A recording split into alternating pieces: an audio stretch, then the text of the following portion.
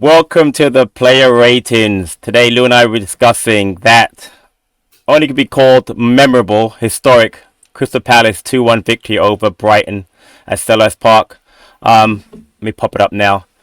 We really appreciate all of your viewership, subscriptions, likes. So if you could just, again, let your friends know, we are very close to 6,000. And we're going to do it. We're going to go on the road to 10,000. If we can do that, that'd be great. So we really appreciate it. Lou, wow, what a game. So let me start with you. I watched the vlog with T. So give me some more information on that game yesterday when you guys were at. Yeah. Background. So, T was staying in Finsbury Park. So it's not too far from where I am. So we met up there, got the train to Farringdon, and then got the train to North Junction. And I took him to the Victory pub, aka the Legion. Unc's come there as well. Yes, I have been there twice. Yeah. Twice. We had a couple of pints in there, but I wanted him to. He wanted to see the warm up, and he wanted. Yeah. So I said we'll have a drink in there, by the Maxi Jazz bit. So yeah, I got a picture of him by the Zaha mural because if you know T's background, how he started supporting Palace. It's because of him. It's all from watching Zaha playing for Ivory Coast. So yeah, I got some good pictures of him there. And then listen, it was what a day. He got to have the terrible burger. He got to walk out and see the pitch from the Homesdale, and yeah, what a day and what a game. Yeah, ridiculous game. And a tasty jerk as well. Tasty jerk, yeah. If you haven't seen the chaotic post-match reaction show, please check it out. It's very funny, especially when Lou and T come on with their food. And so if you check that out, that's again great job by D and the crew doing it live from Cellar. So before we get into the actual individual ratings, I need to do a couple of things. Palace have done a great job of putting up this. Show it now. They call it the 6 things that historic from the game yesterday. For the first thing, obviously, as I'm sure you know, Lou, first time we've done a double over Brighton since the 1932-33 season, which is absolutely mad, by the way. I mean, God, even I don't remember that. I mean, your dad don't remember that. We've been fans for so long. Also, we have now scored in 12 straight Premier League matches, which is a new record for us. The one I really love is the Joe Ward stat. Did you know that Joe Ward's never lost to Brighton? Yeah, never. I still find it hard to believe because we have lost to them, but he has some part of it. And then there's the Mateta Munoz thing. Obviously, Mateta getting a goal yesterday, but Munoz now has game-winning goals against both Millwall and Brighton, which again, we know where that puts you. That's cult status right there automatically. And then lastly, the team spirit. I want to show you some of these pictures, man. At the end of the game, you were there obviously, but to see Lacroix's reaction running onto the pitch, there's Lacroix there, and then there's obviously Glasner, Henderson when he turns to the white horse and starts singing Gladwell over.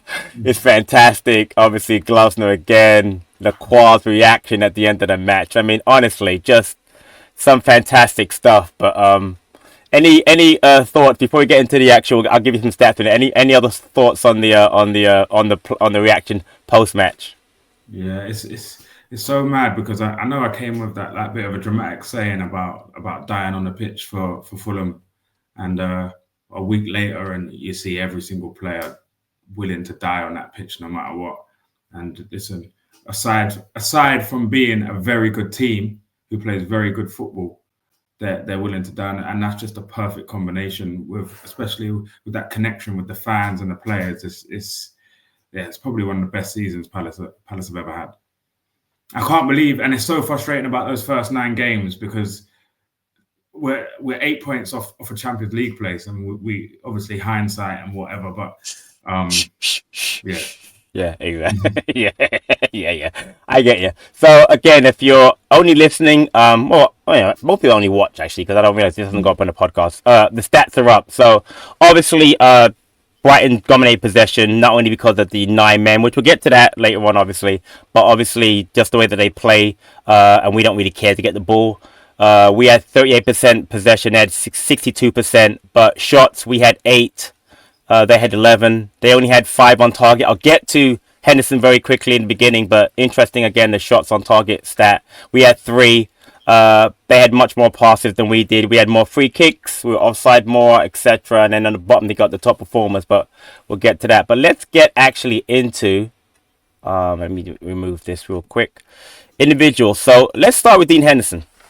Now, I gave him 8.5, he gave him 9. Now, I remember, because I did it the last play rate, I said to you, what I need from Dean Henderson is to make a big save when we need it, because there were too many matches. I'll tell you real quick. Fulham, no saves. West Ham, no saves.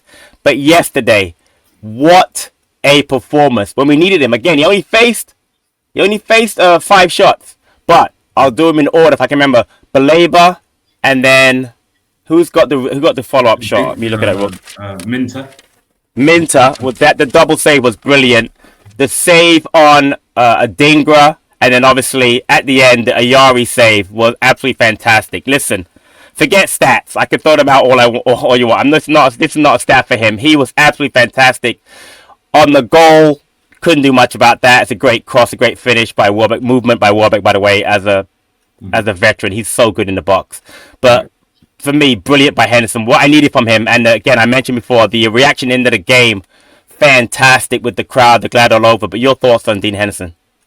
I think you covered everything there, especially with what we said. We talked about he could have done better on the goal against Southampton, but when we wasn't here, if anyone watched that ratings, I know there was quite crunched up into a lot of content, so not as many people watched it, but we refused to really have a go at any of the players on Wednesday, and no matter, we forgave the performance, the mistakes, because it's just to get a point. We thought it was a great result, and Hendo, he's shown how much he means to us and how much he means to the defense as well. And I think Pat, you covered it perfectly there. Next, we're going to Danny Munoz. 8.5 on both of us. You go first, because I know this is a little banter we have, but the D thing with you with Munoz is getting a little bit weird yesterday in the post match. But your thoughts on Danny Munoz yesterday? That D just wants something for me to be wrong about, like something. I just said that he sometimes lacks quality in the final third.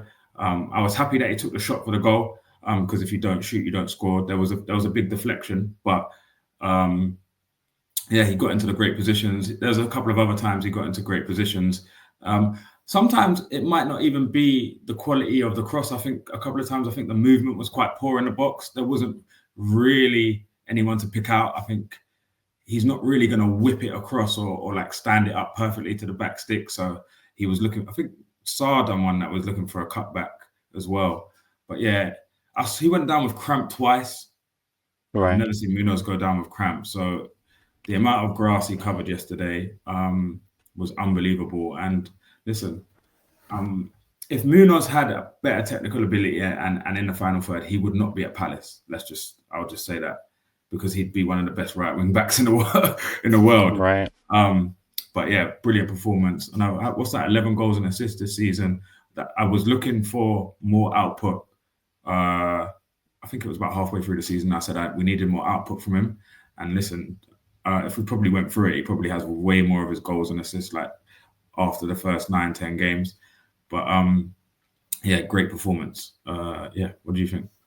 Yeah, for a right wing back, he's got 6 goals, 5 assists. You can't ask for more than that. I thought Mateta gave him a very hard time in the first half, and I don't. Welbeck's not his man on the goal, but he was trying to make the tackle on Welbeck. But I thought he played really well. 81% passing, 2 out of 3 tackles won, 2 clearances. I thought he did better versus Adingra than against Mateta. He won 4 out of 9 ground duels. Obviously, the goal was big. I'm going to fight back a little bit. I don't think it was a massive deflection. It was a slight deflection. It definitely counted, because without deflection, he brought us the score. But it wasn't wicked. That rolls into the keeper's hands, by the way, if that doesn't deflect. We possibly, but again, if you don't shoot, you don't score. Exactly. You nailed it perfectly there. And I thought when we were down to 9, him dropping into the back 3, because it was then him, Lerma, and Ward. He was fantastic. You're right, he got a cramp, but he also played 112 minutes. I mean, after playing 90 and then playing 90 last week, 90 plus for both. So I thought it was really good yesterday. Great. Just listen. I'm a massive fan, and I also want to add. I'm going to get to him in a bit, but I want to add that I think that him and Lerma on the same side, really, you could tell that the Colombian connection is there. I'm not just saying that because I'm just saying you can tell they're good friends. They have a relationship together, and it really helped out on the right side. I did say that at the start of the game before when we were watching the warm up, and I said to T and D there's like at least we've got that Colombian connection. And what I saw in the game as well, they would not having a go at each other, but they have that relationship where they was firing each other up like come on. Like there wasn't like they seem to have that friendship and that camaraderie, whatever, how do you pronounce it? Camaraderie, right, between them. That it's not like they're shouting at each other, but they're demanding more from each other. There you go. And, both of those, we'll get on to Lerma, but yeah, both of those players were brilliant. There's no one in this team yesterday, apart from one, that we can really give fault to. Agree. Ty Mitchell, we both gave him an 8. You go first on Ty. Do you know what? I watched the extended highlights back, and he was brilliant defensively. There was a few balls that were played in behind. They tried to target him. No one beats him 1v1. He definitely got tired towards the end, and I saw Glasner after that cross came in the second half, and then he was pulled off straight away. But Ty, listen, one of the best 1v1 defenders in the league. Didn't really get, I don't know if you got the stats, if you got dribble past many times, or even if it was 1 or 2, I don't know. But yeah, I thought Ty was brilliant. And I like the fact that he got his standing ovation walking past the Lower Homesdale, but we need to work on a song for him because the Tyreek Mitchell is not sufficient for someone who's been such a servant to the club. You're funny. You and the songs, I love that. You always have a song comment every time we do a rating. I think people underestimate what it means to players, though. I think people underestimate. I think you're right. Like I said, I think Munoz. I think França with the song early on, I think that's really helped him a lot. You're right, and I never heard that the Ty Mitchell tool yesterday when he walking about. I've never heard him actually do that before, but I think they wanted to show the appreciation for him. Yeah. They gave the same one to it was something. No, I know it's the same one. I know it's the same one. Yeah, it's not original. But I get it. It's something. It's very generic. Any player who fits in, the name fits, they'll use that chant. So, match wise, I agree with you. My first thing I wrote down was good 1v1 versus Minta. I thought he was very good on Minta. He had a good cross in early to Mateta that Mateta dummied in, but no one was behind him, which I thought was really good. He did let Minta get the cross in for the goal, but I'm not really sure if that's really his quote unquote fault. He plays. No, exactly. He plays the ball to Kamada, which went to Eze, which ended up going to Munoz for the goal.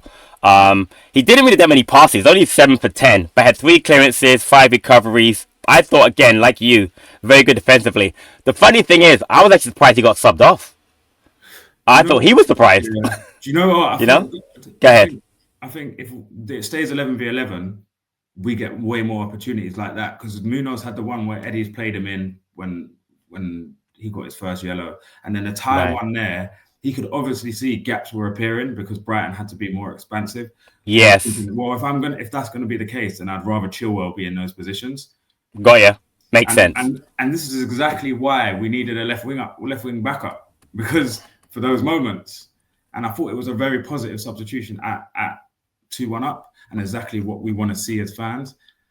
So I understand it, but yeah, Ty gets another. He plays every game, so I did get it. Again, I'm not disagreeing with you. I was just surprised at it. I didn't have an issue. I just was surprised. Like you just said, having Chilwell as the option. I'll get to him in later on. I thought is massive. So yeah. Next, Jefferson Lerma. Both gave him 9s.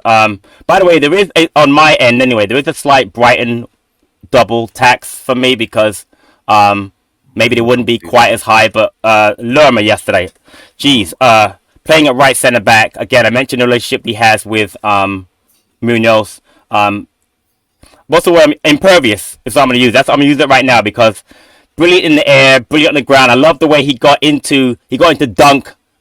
He got into a dingra. He got into solid march. Anytime there was some kind of off the ball incident, Lerma's the first one in their face. Absolutely love that. Passing, 33 out of 41, 80%. Very, very good. 58 touches, 6 clearances, 4 headed, 3 interceptions, 3 recoveries, 2 out of 2 ground duels. The numbers don't lie. He was brilliant. Again, we know he could do the job. He did it last year, but yesterday, my geez, I mean, and again, at one point, the back three consisted of Ward, Munoz, and Lerma, and they didn't look out of place. He was fantastic yesterday. Again, could be my man of the match. We'll get to that later on, but man, he was so good yesterday. But your thoughts on Jefferson? Honestly, Fulham, Southampton, and Brighton. If we could combine 3 and say who's been the man of the week, it's been Jefferson Lerma. Yep, 100%.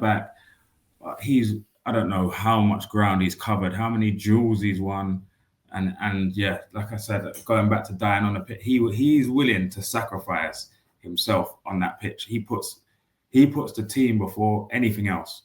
Anything else. He will play anywhere. He will run for any ball. He will tackle any player. And listen, when you lack that super creativity or being a brilliant passer like Wharton, and you have that in abundance, who cares? Who cares? Yeah, I agree. Next, Maxence Lacroix, 8.5 from me, 8.5 from you. You go first. How do you think about how Maxence played yesterday? I thought he was really good. I think his passing's got much better as well. I think his longer passing's got. There was that long ball to tie. I think really early on in the first half, that was good. Again, he's, as you can see, 60 touches. He's the one who's on the ball most of the time.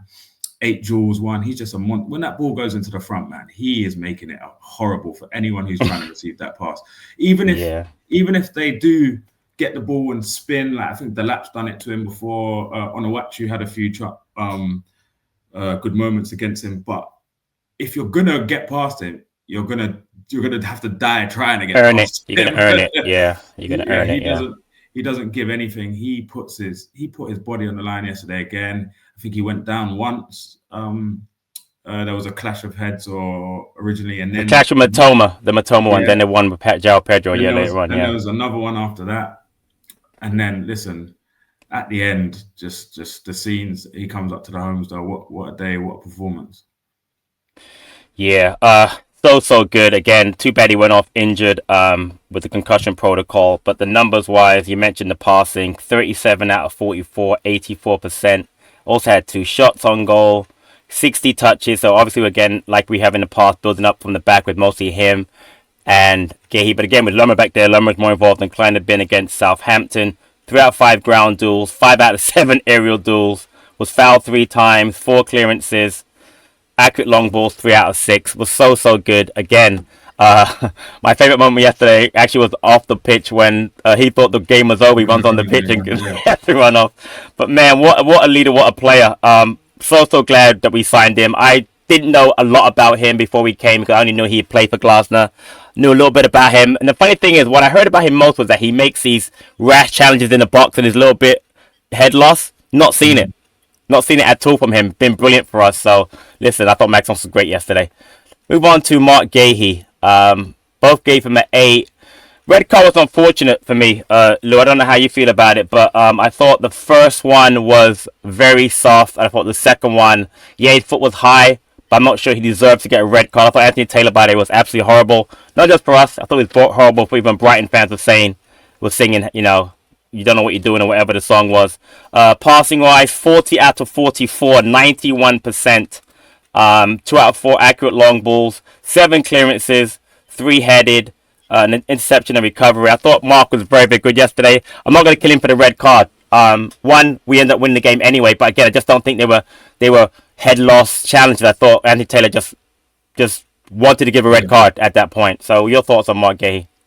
Yeah, he was unbelievable. The only reason he didn't get a 9 for me was the red. Because I don't think the first one's a yellow card. I think that's just because he stopped. I agree. He stops. If anything, I wouldn't. It's nearer not a foul than it is a yellow card. Right. Like, I would say it could have been given as a foul, but I'll say it's nearer to not being a foul than it is to ever being a yellow card. Then I definitely think the second one his boot was high.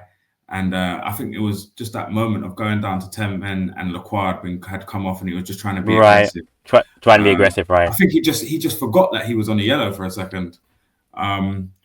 But yeah, let's talk about that run for the goal though. Yes, That was and the ball to ridiculous. Eze, yeah. That we always talk about when we're building up, we need a centre half that can step in. He just took stepping into a whole new level. He just said, "All right, cool. I'm going to run through 2-3 players. I'm going to poke it," and he gives Ebbs that chance to get his head up. And Ebbs, when he plays the ball quickly and makes decisions quickly, he's lethal. And great ball into JP. 44. What was it? 44 out of 40 out of 44 40 passes. out of 44 passes. Yeah. Ridiculous performance. Yeah. Hopefully Richards is back and we can live without him for one game. But he has played a lot of football, so maybe it's a good break, and he's back for Newcastle away midweek. But yeah, brilliant performance.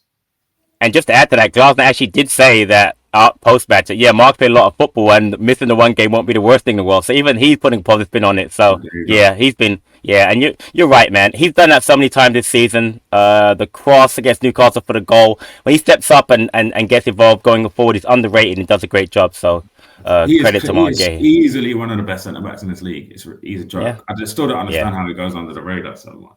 No, I like that so far. Until they want 100 million from him, then I'll take the 100 million, obviously. But Adam Wharton, 8 from me, 8.5 from you. Why don't you go for us on Adam Wharton yesterday? How do you think he played? Do you know what? There was a few loose passes, but you see when Wharton had a chance to turn or get his head up, we look so dangerous. And there's generally some times where I think he's on a different wavelength to some of the players. And some of the passes he plays, they don't even expect it. They're thinking, how could he play that ball? Like the disguises that he puts on his passes, the no-touch turns. And I thought we built out from the back quite brave. We were playing those straight balls into Kamada, who was happy to play first time into Wharton to then play the ball into the final third. And yeah, I thought he was brilliant. Won loads of duels. He's still not at the peak of his fitness to be able to do it for 90 minutes. I think when he gets to about 60, 70, he slows up slightly, just a little bit. But that's going to happen. He probably needs to play 10 games in a row. So hopefully it will take him. By the time he gets to Wembley, we can get 100 minutes out of him.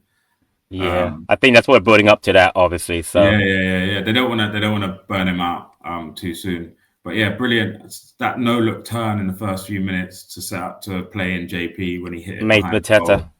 Brilliant. Yeah, he's a joy to watch. So hopefully he can put on a great performance against City next week, because that would be a very transitional game. So brilliant performance.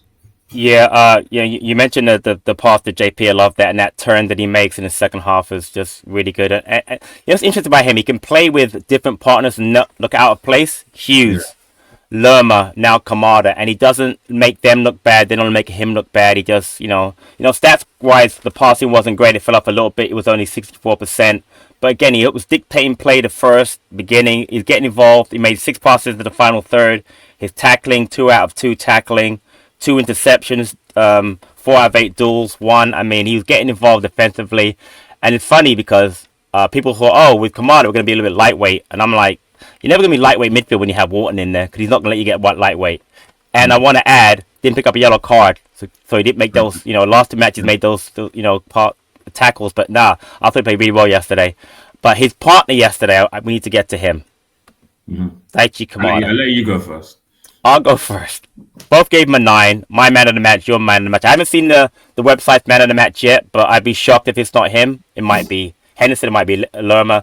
5 tackles, 1. Let me get the stats properly, because he was most tackles, 1 with 5, 79% passing, 30 for 38, 112 minutes played, obviously, 50 touches, 5 out of 5 tackles, so did not miss a tackle.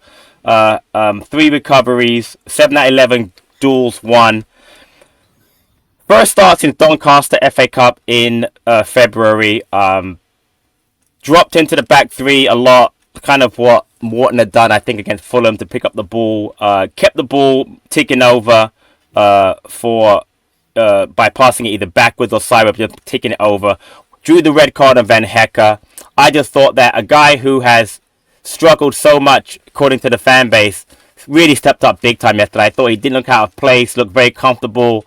Really put us on the front foot with a lot of the passing that he did. Was when we were down to 10 and then 9 men, was drawing fouls at key moments. Again, I mentioned the Van Hecke. That was a massive to get that red card on Van Hecke to go down to 10 for them was big because if he pounced on that back pass very quickly.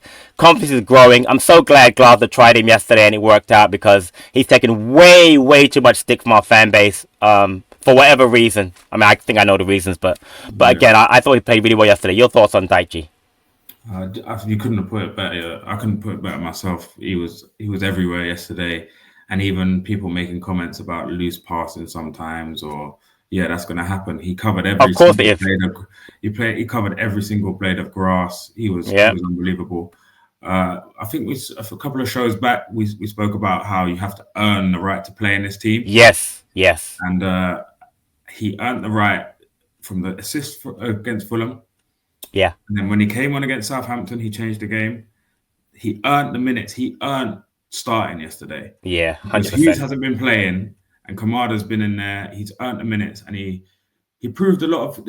You can have criticisms of people's performances and stuff like that. You can demand more, but you should never write off players. You should never go too early. And a lot of our fan base wrote him off, said he was rubbish, said he was this and that.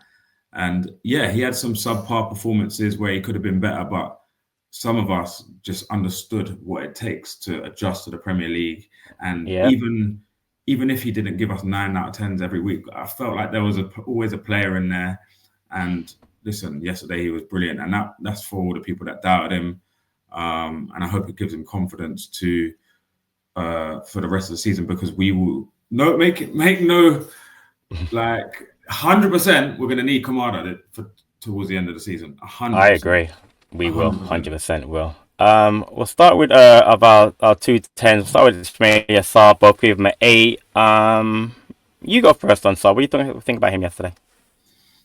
I thought he looked dangerous. I still really want him to try and take players on. He just got blistering pace.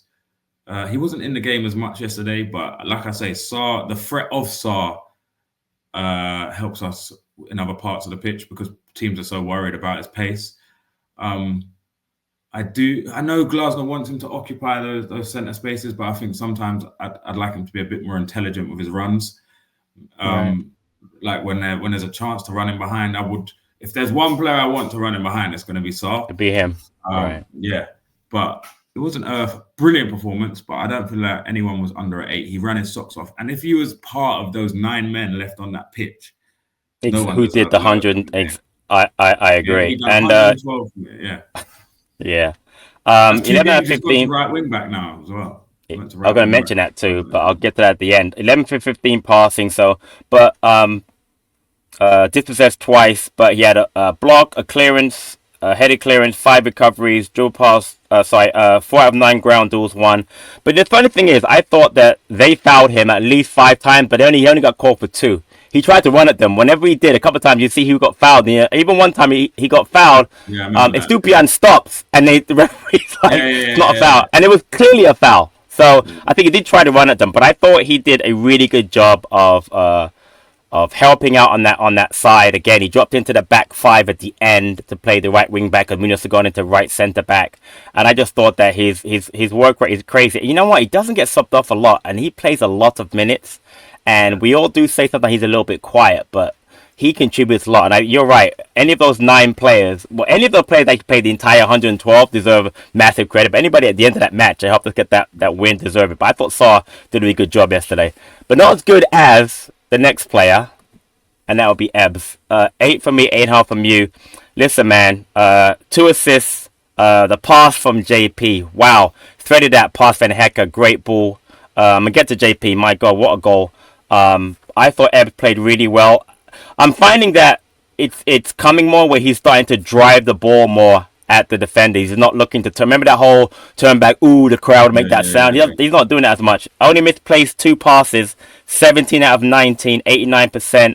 Had a chance he probably could have scored, right? There was a ball that was played to him. We didn't even mention that ball from Henderson, by the way. Yeah, the That long was way. from Yeah, that was from exactly. Henderson. Distribution. Yeah, you're right. A great point. The Henderson to Ebbs for that for the we can It mention was a now great for save though, wasn't the it? It was a chance. good It save. was It was a good it was a save. good save. Good save. 4 to 8 successful dribbles. 5 passes in the final third. 6 out of 13 ground duels. Let me tell you something. I'm going to say this.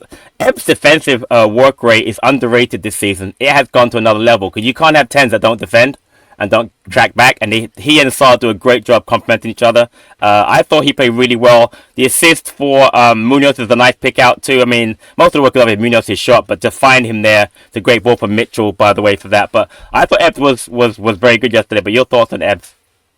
Yeah, definitely. It was like a typical Ebbs performance in the sense that there were some frustrating moments, but who cares? Yes, right. Because Because there was the the good ones, quality, the because great ones. he gave the ball away again for their goal, but then it wasn't the fact that he gave the ball away. What happened is a lot of players, they'll do it, or they'll give the ball away, and because they're frustrated, they'll go and press and run and break the lines. And he did that. He pressed the centre back and left the hole, which I think was it O'Reilly picked up the ball in that third that played it to Minter. Yeah, to If you Minter watch it for again, the it's because cross. he's gone to press the centre back because he's lost the ball.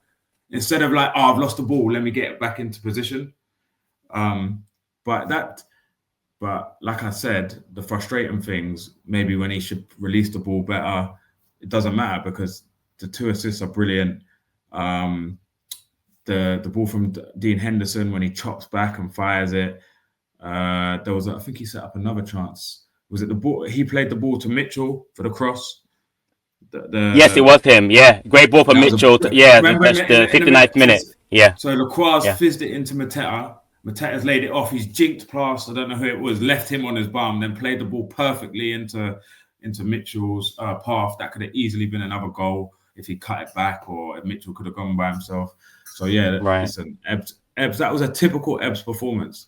And the only moments we'll remember are the 2 assists. So I can always forgive the mistakes or because he's a luxury player, but he's definitely improved on his defensive work. And I think when you have a manager that puts all his faith in you and all the trust, Ebbs will run for him. He'll like I said, down the pitch.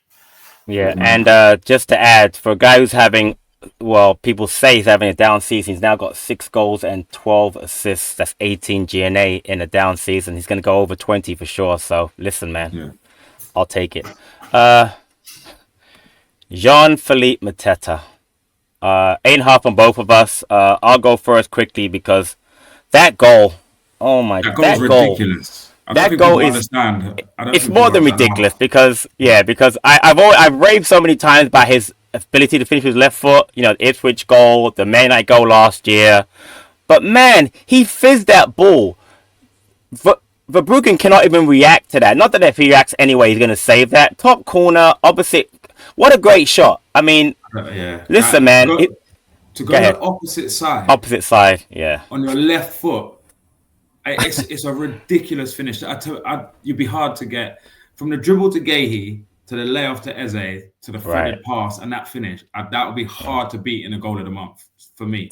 In the Premier League. Yeah, I can't. You know, that is a centre back dribbling out that far, and then your creative midfielder playing that ball through, and then your striker. First touch, right foot, bang, left foot. That is a goal of the highest quality. Yeah, I mean, I'm not going to go into anything else in that game as far as because I thought he played really well all around. But that goal, and again, it's his 3rd game back from a very brutal injury, wearing something on his head. You know, he's not comfortable with.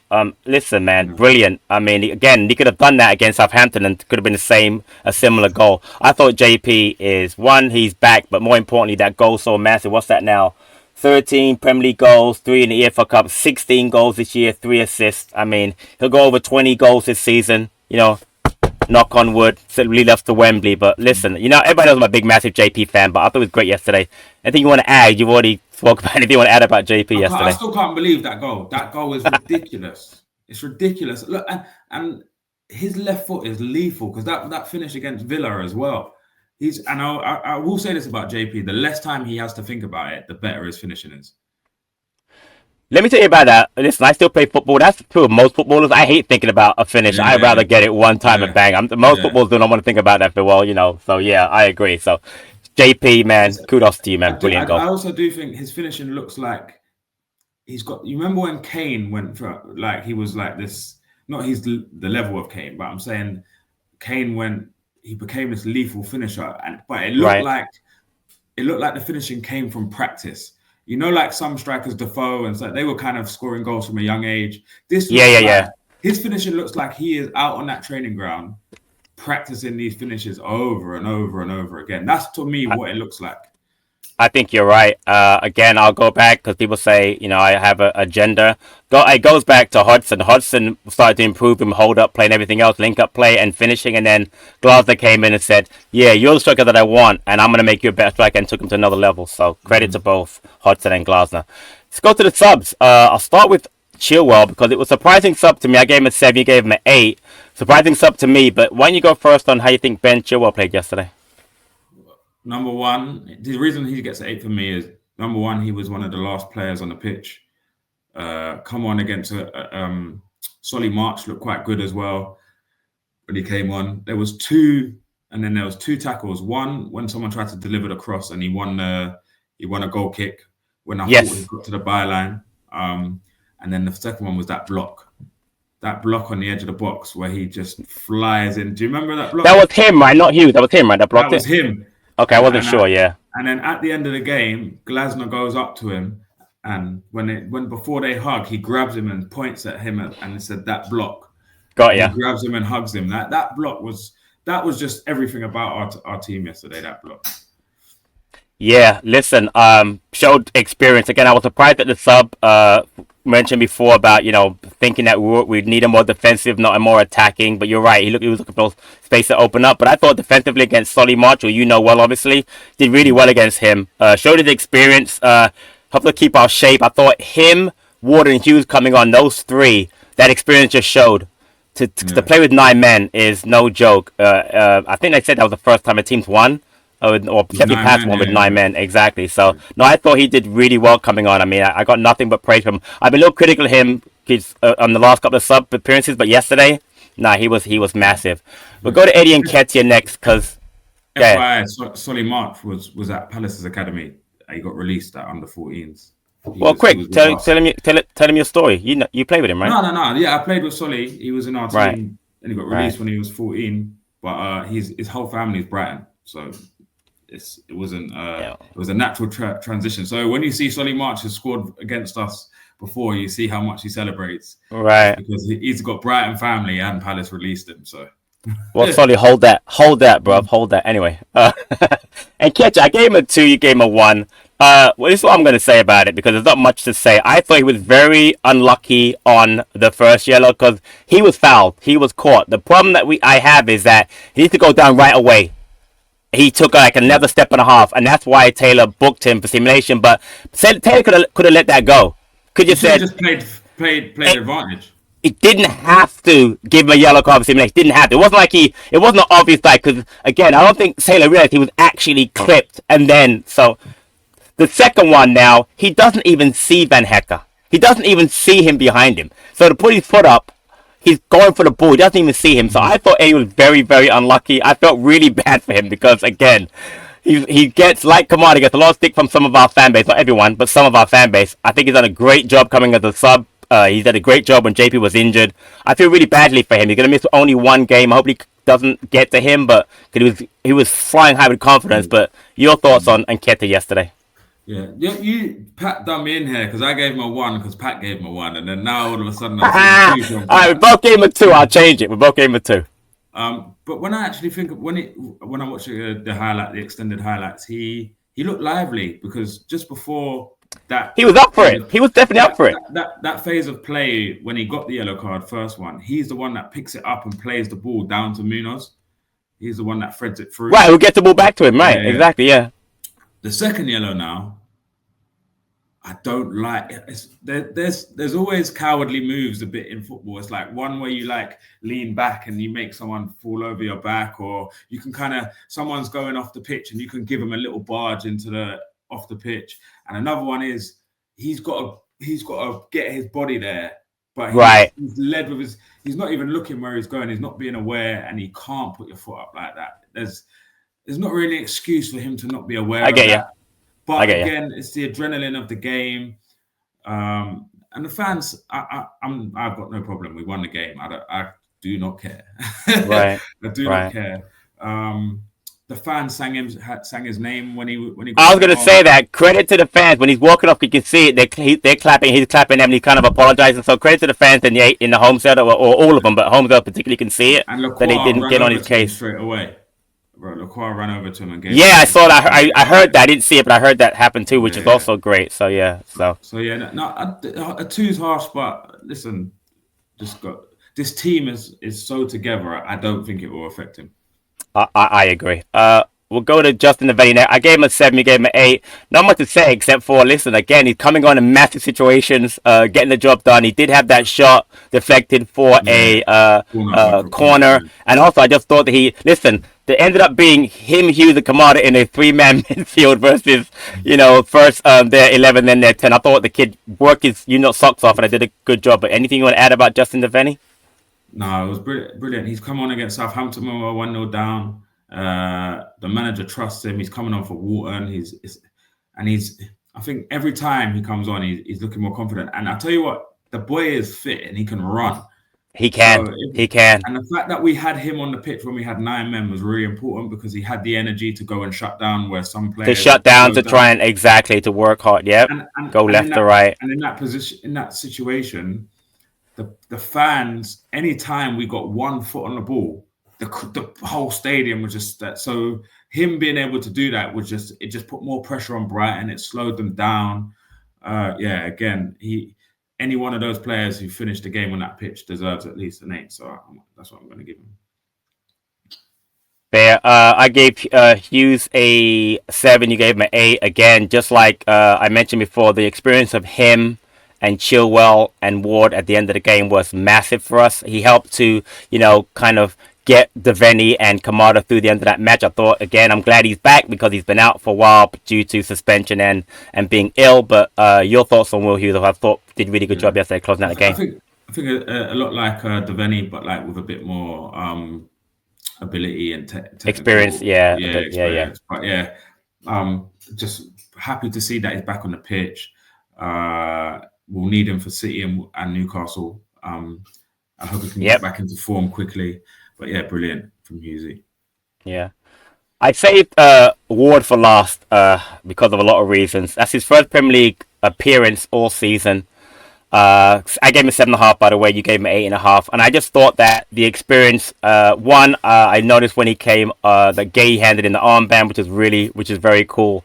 I thought, again, it was a tough choice because he could have brought on, we'll get to manager last, he easily could have brought on Klein. Because Klein's been, the default person to come on defensively. But I thought Ward, I thought he did a great job. Listen, he did get run by once. I think it was Solly March. But besides that, he was treading water there.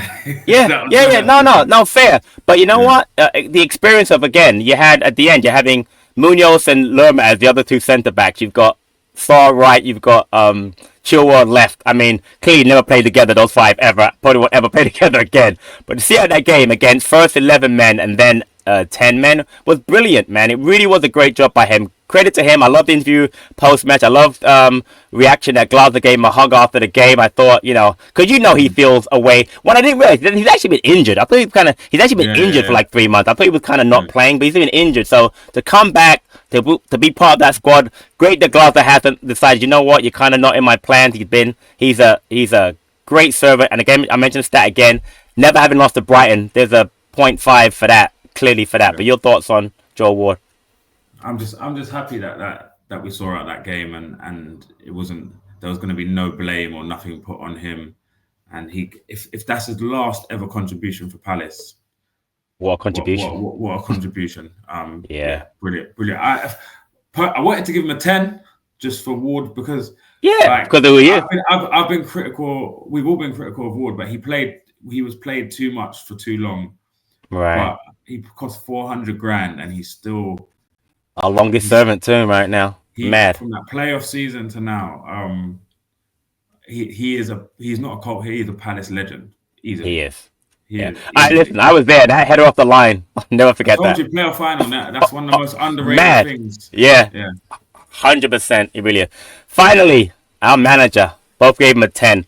Listen, man. Tactically, when I saw the lineup, I had no problem with Kamada. People were in our chat, outside the chat, whatever. I had no problem with Kamada, and it paid off. I thought, the subs. The only one I kind of questioned, I'm not gonna lie to you, was the Mitchell one. But again, it ended up being the right one. And then the way he reorganized the back five, like I mentioned before, with Sarr and Chilwell left, blah blah blah, and the three centre backs, and then the way he got Kamada and Hughes and Devaney to kind of see out the game.